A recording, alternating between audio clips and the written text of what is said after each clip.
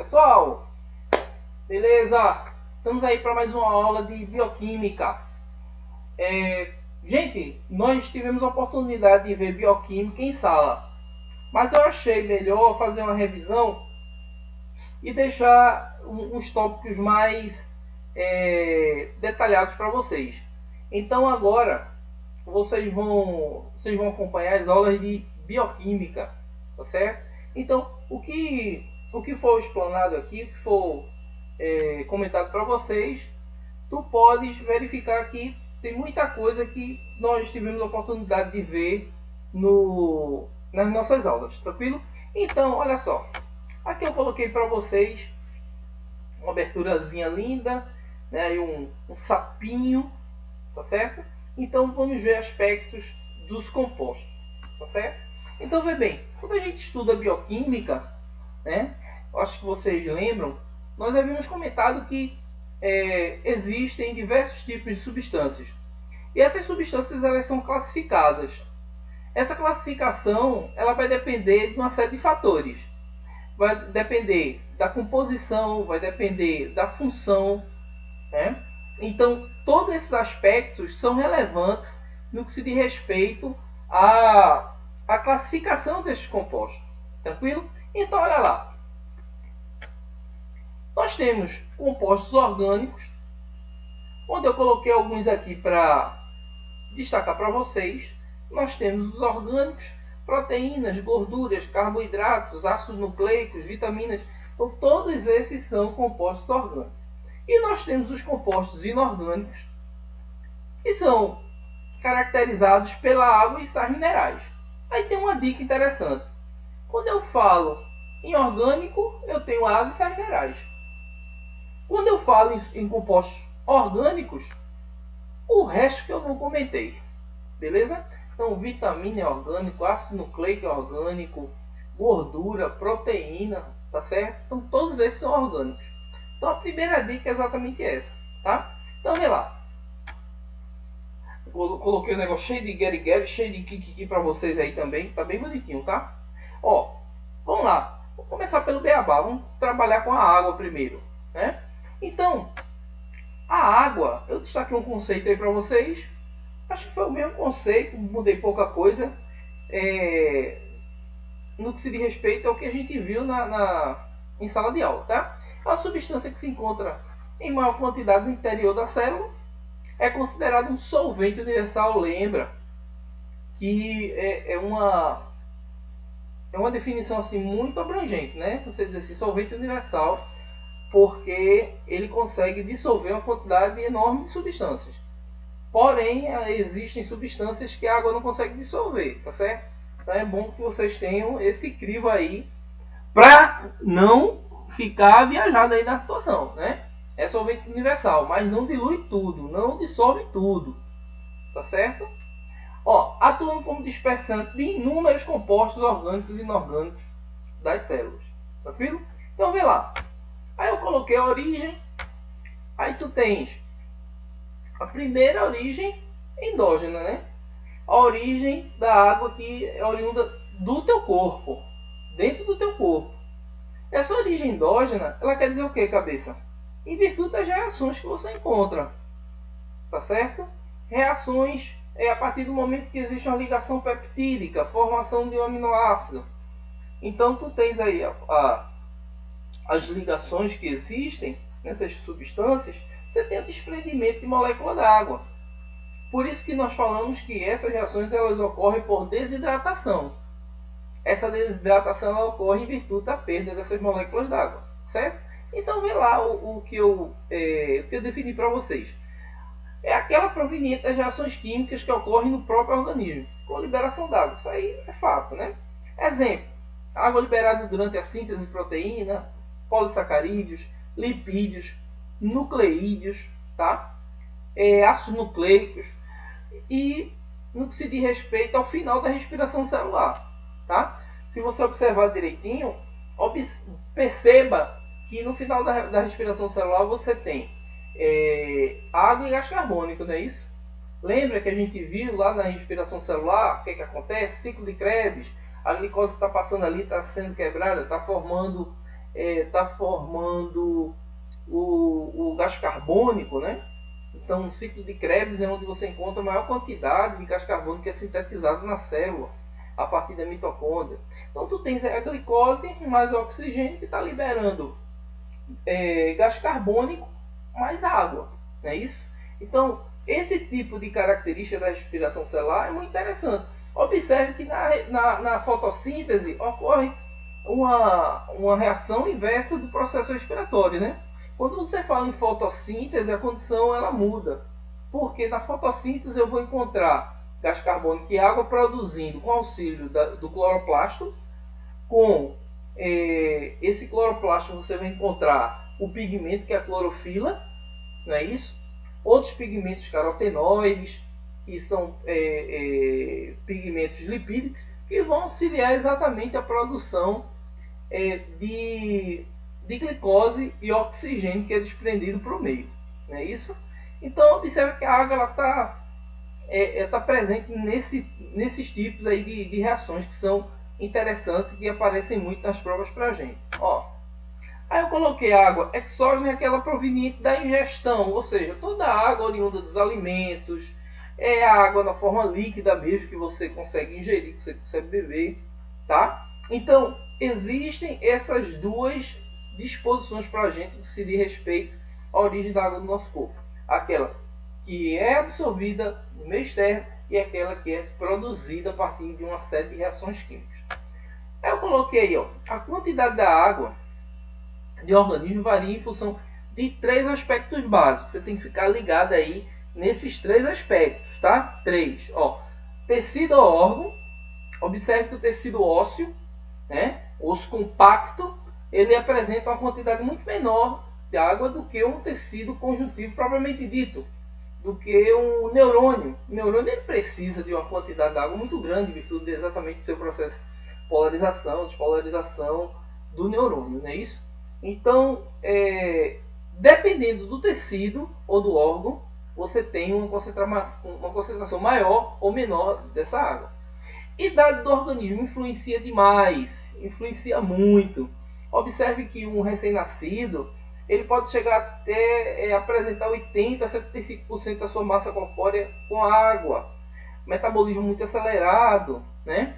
As próprias fontanelas, elas estão abertas, que são os ossos.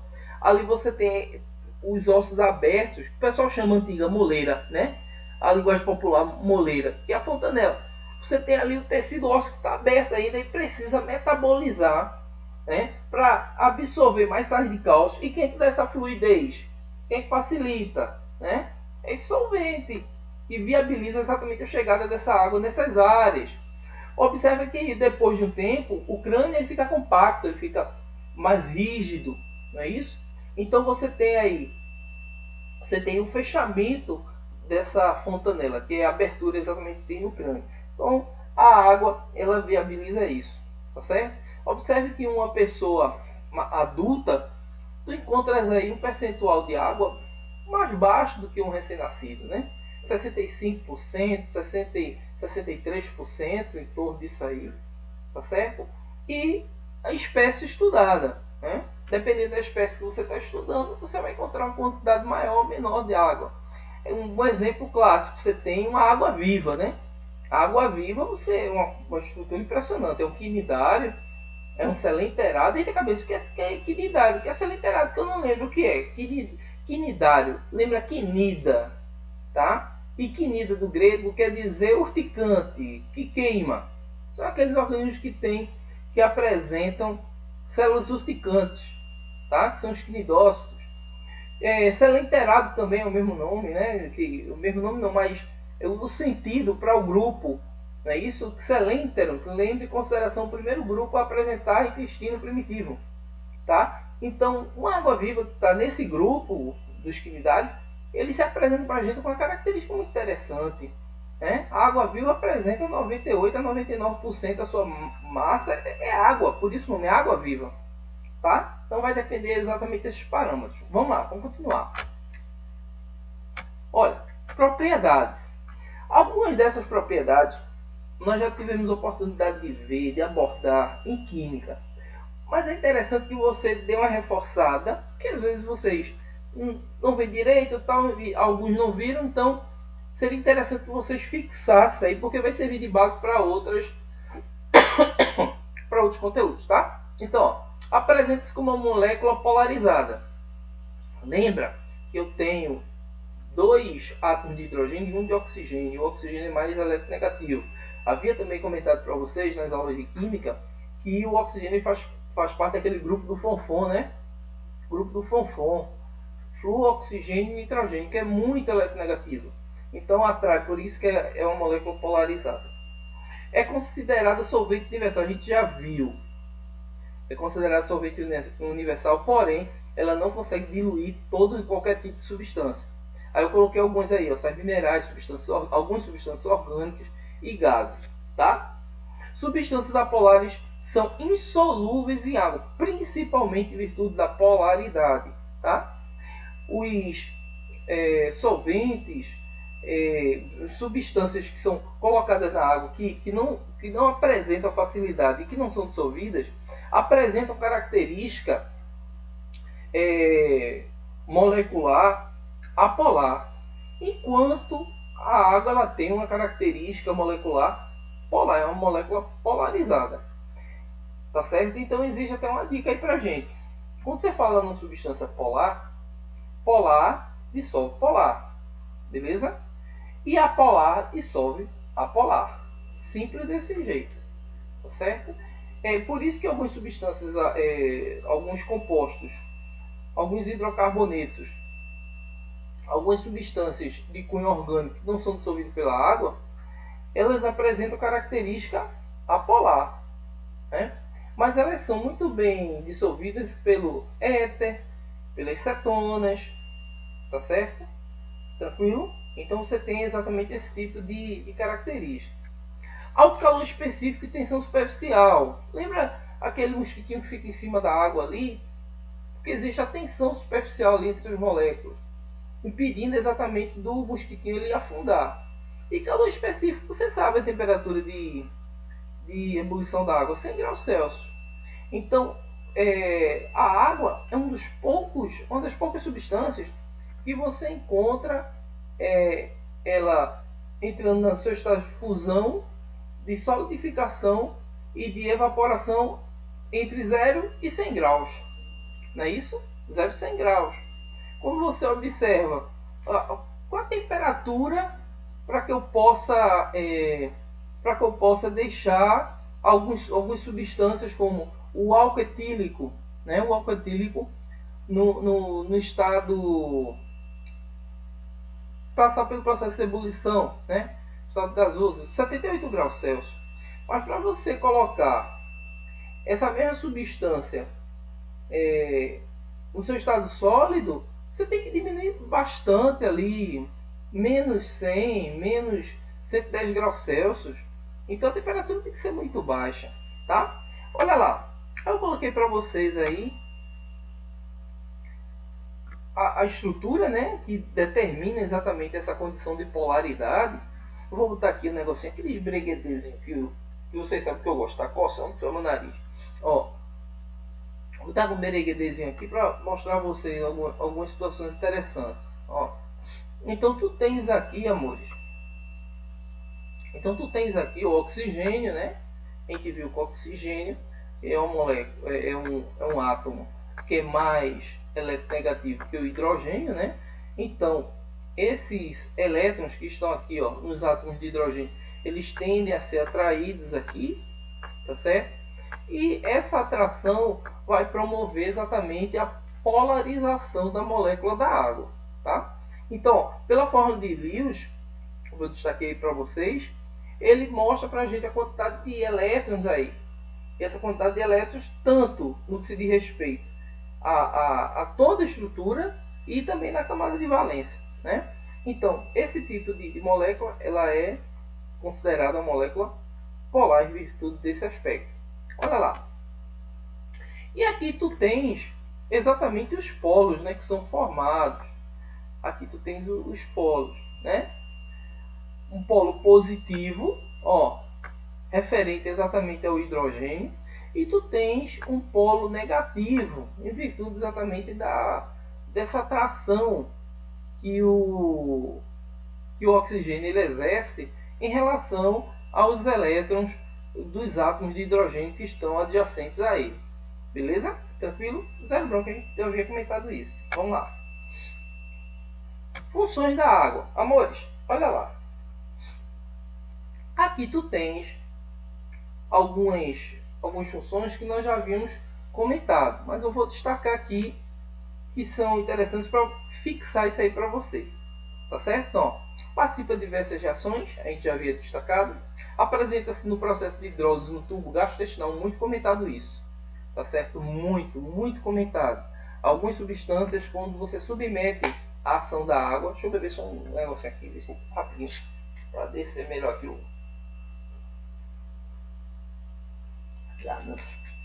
Tá cheio de guerigueira. Voltando. Então, algumas substâncias de cunho proteico, quando você submete a água, ocorre hidrólise, tá certo? Do grego, né? Hidro quer dizer água, lise, rompimento, quebra, alguma coisa desse tipo. Então, rompimento de algum tipo de estrutura, de alguma molécula a partir da ação da água, tá? Participa do processo fotossintético que a gente já comentou, promove reação de desidratação formando ligações peptídicas, também comentamos. Atua como veículo de transporte, principalmente, amores, no plasma. Não esquece, o plasma, você encontra uma concentração muito grande de água. Você encontra o plasma com os elementos figurados. Os elementos figurados são aquelas as células que auxiliam exatamente o metabolismo, como as hemácias, glóbulos vermelhos, que auxiliam exatamente o transporte de gases. Quando nós falamos sobre os linfócitos, que estão relacionados exatamente à defesa do corpo, não é isso? Que são os glóbulos brancos, os leucócitos. Então, está intimamente relacionado exatamente ao sistema circulatório, tá? Forma um líquido intersticial, exatamente esse líquido que fica entre as células, tá? Que é rico também em sais minerais, e atua na manutenção da temperatura de plantas e animais devido ao seu alto calor específico. Tranquilo? Um exemplo clássico, né? Quando uma pessoa está com febre, a tendência dela é eliminar água para manter a temperatura que gira em torno de 36,5 graus Celsius, né? Então a nossa temperatura corpórea ela gira em torno desse patamar. Quando você aumenta pelo menos 1 grau, vai para 37,5 ou meio grau, 37, você já sente diferenciação, tá? Então a tendência é você aquecer, mas a água ela é liberada, né, para diminuir essa temperatura, tá certo? Processos de infecção, exemplo, uma pessoa que tem Covid, porque a pessoa tem febre, né? Por que vida ele desenvolve um quadro febril? Porque tem que se tomar um antipirético. O quadro febril é em virtude do processo infeccioso, né? Ele vai desencadear por quê? Primeiro, o corpo vai tentar aumentar essa temperatura, porque as proteínas que você encontra em vírus, fungos, bactérias, elas não são termoestáveis. A grande maioria delas elas são termosensíveis, elas são sensíveis ao aumento de temperatura. Então o teu corpo, pelo aumento de temperatura, ele já tende a matar alguns micro-organismos. Sem falar que ele está tentando te avisar, ele está te mostrando que você está com processo infeccioso. Tá certo? Beleza? E essa água que é liberada é para manter a temperatura, né? Porque se você exacerba essa temperatura, não é bom. Existe uma quantidade enorme de células, principalmente os neurônios, que não trabalham bem com a temperatura. Aliás, o neurônio é cheio de fricote, né? Cheio de kikiki, cheio de guerigueiro para funcionar, né? Tem que ter célula para dar alimentação para ele, tem que ter célula para proteger, né? Então, observa que uma célula como essa, ela tem que ter um aparato maior para que ela possa metabolizar bem. Tranquilo? Então, amores, sobre água é isso, beleza? Então, vê o que a gente já viu no teu caderno. Tem muita coisa que a gente viu no início do ano. aí para reforçar o conteúdo e você já entra no conteúdo de sais minerais que já está sendo postado, beleza? Então fica com Deus, um abraço, tudo de bom para tu, sim?